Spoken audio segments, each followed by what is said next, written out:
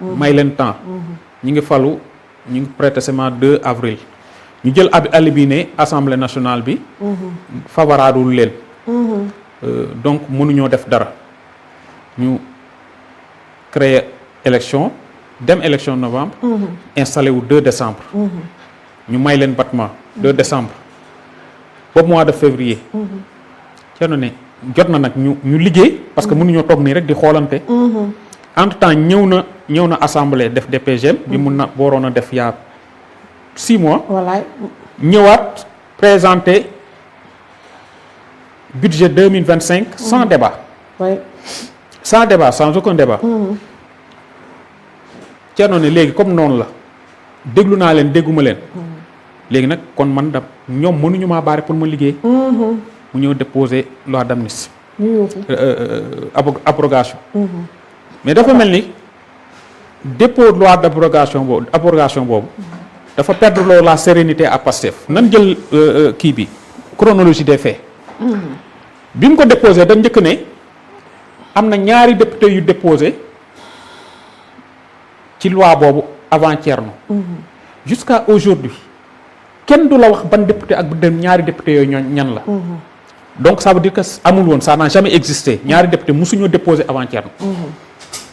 ñu dem ba ci biir xam ne loolu du sotti ñu actionné Amadou Ba.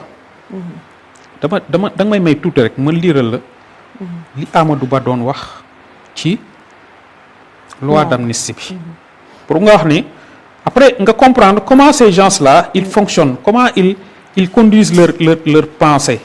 parce que à la limite ils ne croient en rien.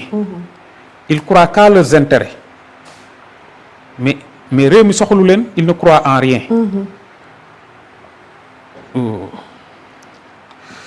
J'ai plus le truc là fan laa ko def Amadou Ba qui écrit sur sa page Facebook. ku tàmm page am waaw qui écrit sur sa page Facebook xamatu j'ai plus le truc là mais dafa ne loi d'amnistie de toute façon prochaine assemblée bu ñëw da nga koy tegg c'est pas une loi constitutionnelle.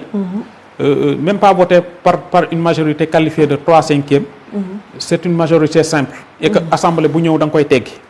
Ousmane Sonko le 1er novembre il a dit que ne loi d'amnistie bi dañ koy supprimer. Le président Diomaye Faye le 31 décembre mu ne loi d'amnistie bi dañ koy supprimer.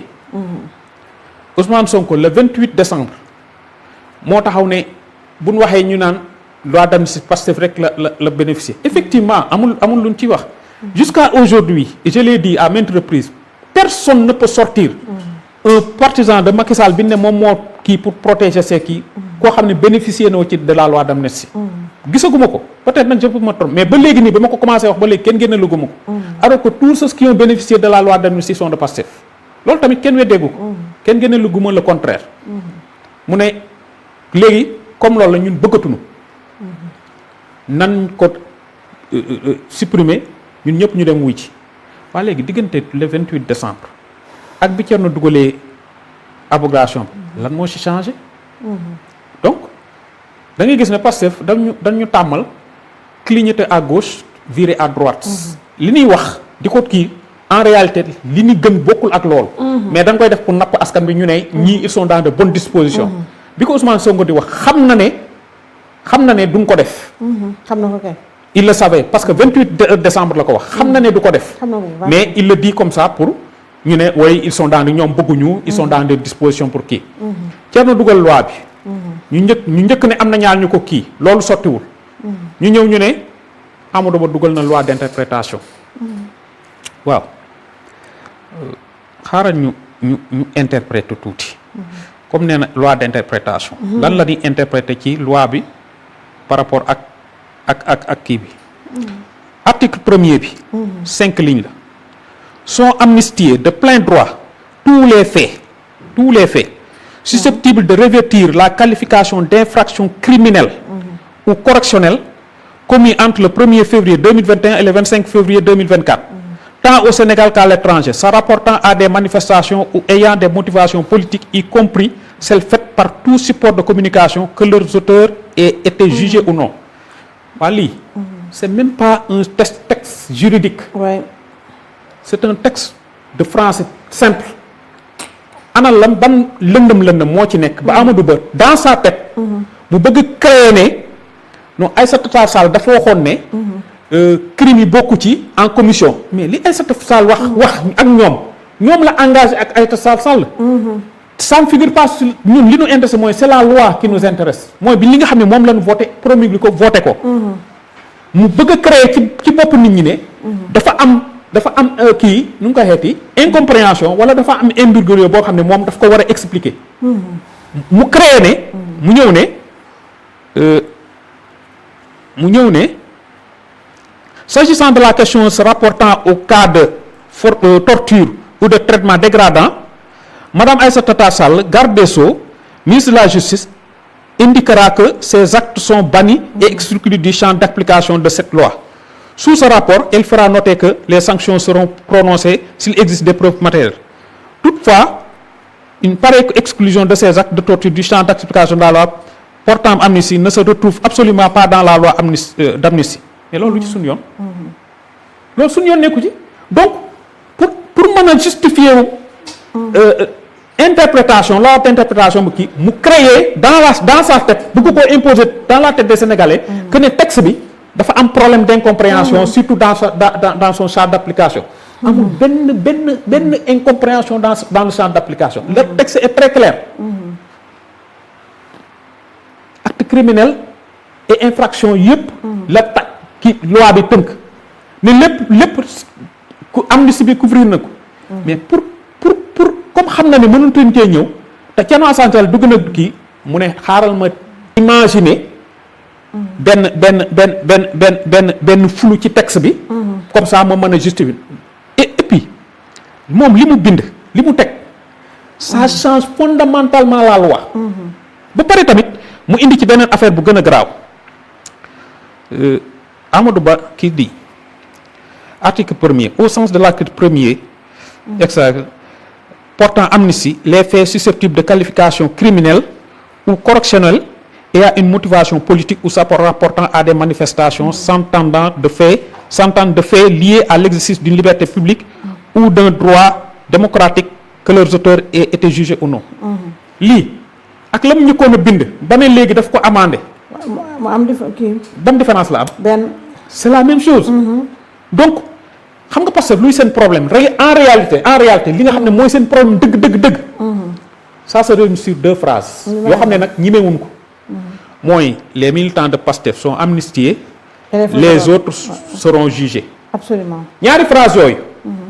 moom la ñuy lijjanti nun ko mën a lijjantee.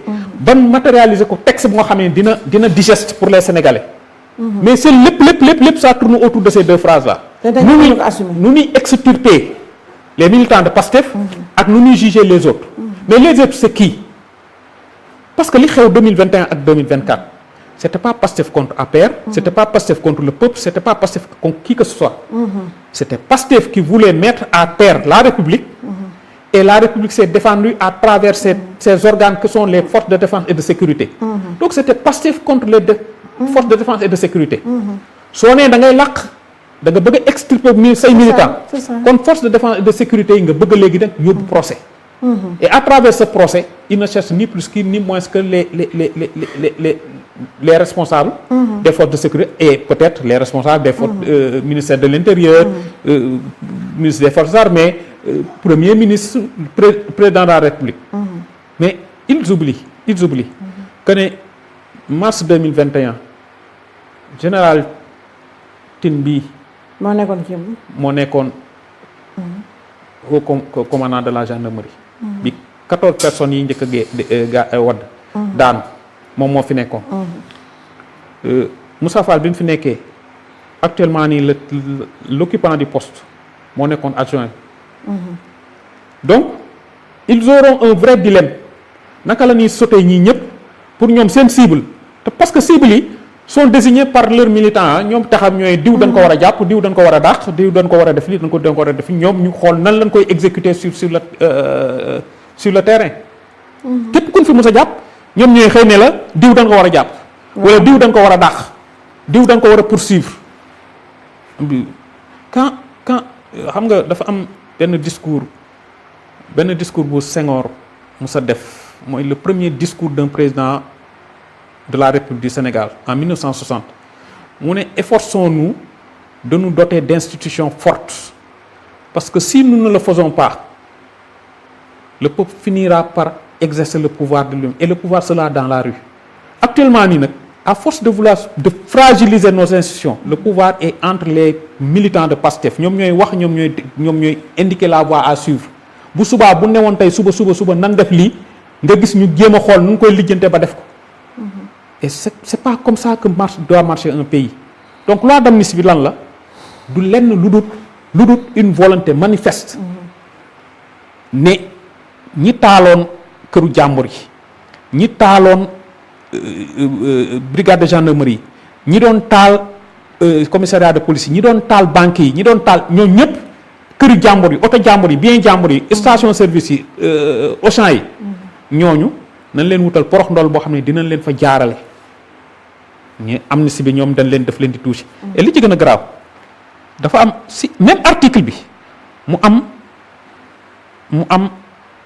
ñaari mbir yoo xam ne dafa antagoniste xam nga li naan la premier kii bi mu wax nii alinéa premier bu article 1 bi xoolal article 2 bi mu ne au sens de l'article 1er de la loi portant amnistie sont exclus du champ de l'amnistie les faits survenus entre le 1er février et le 25 février 2024 tant au Sénégal qu'à l'étranger sans lien avec l'exercice d'une liberté publique ou d'un droit démocratique et qualifié notamment d'assassinat, de meurtre, donc il vient mieux pour dire sans lien. Donc ñoom ñu ngi insister ci droit public mais xamuñu ne en voulant expliquer après ñu bëgg a nekk ñaari entité la ñaari nit lañu bëgg a cibler les forces de défense et de sécurité ak ñoom li ñu tuddee les nervis encore que ñoom il faut ñu génnee ñu les nervis mais su fekkee nervis am na mais nervis yooyu tamit mën na ne tamit ñoom tamit il exercer une activité politique parce que ñoom bu nee seen militant exercer une activité politique bëgg leen see génne nervis yi ñuy wax ne ñoom lañ bëgg a cibler ñoom tamit mën na ne ñoom tamit dañ doon exercer une activité politique pour le compte de la paix. mais Aliou pour parce que temps baa ngi dem man dama bëggoon xam dama bëggoon renseigner avant ma jox Abou pour ñu terminer en beauté mooy tey jii xam nga il est clair que ñii Amadou Ba loi d'interprétation bi en fait loi affaire tappale la comme li nga wax rek en résumé pour être moins technique mooy làq Pastef saraxe les autres loolu moom mën ñu ko dindi maintenant ñun li ñu interpellé mooy Thierno Alassane semble seul ci xeex bi ay soutien timide lañuy gis Abou